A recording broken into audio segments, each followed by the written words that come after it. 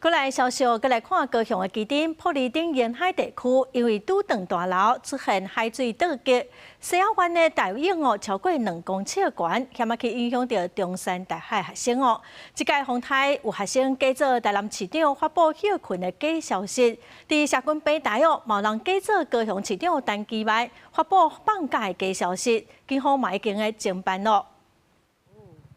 水沟啊，熊熊喷出一缸水，花甲沙风台拄离开，高雄基顶部分路段受到电流影响，23半暝出现积水淹水，水利局赶紧放抽水机，加在24透早水已经退。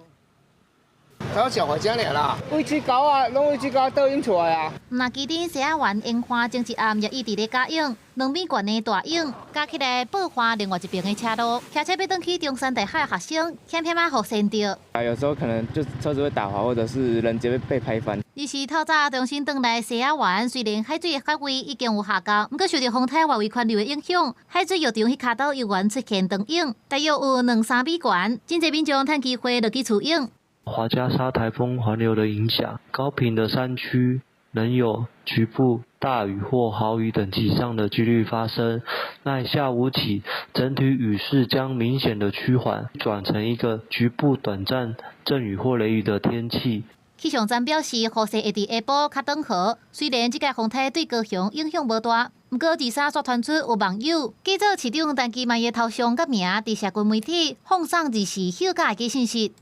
造成别人不必要的负担，就明明台风，然后还要花时间来处理这种东西。张贴假讯息这样的事情，因为对民众的权益影响非常大，所以市政府已经有报案，而且警方已经有开始进行调查跟侦办。台南市长黄伟哲日夜才互人食名，后被宣布风台假，才过2天，陈其迈也互人食名。高雄市府强调已经报警，交由警方侦办当中，也提醒民众唔通对你做这款的违法行为。公视新闻采访报道。